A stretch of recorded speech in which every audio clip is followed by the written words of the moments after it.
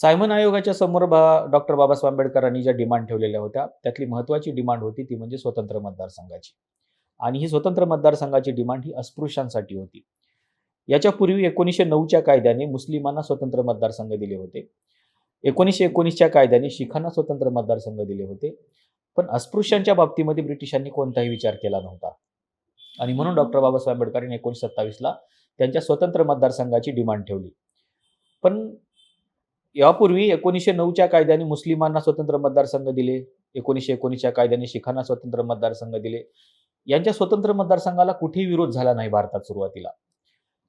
पण अस्पृश्यांनी ज्यावेळेस स्वतंत्र मतदारसंघ मागितले, त्यावेळेस मात्र याला प्रचंड मोठ्या प्रमाणामध्ये विरोध झाला.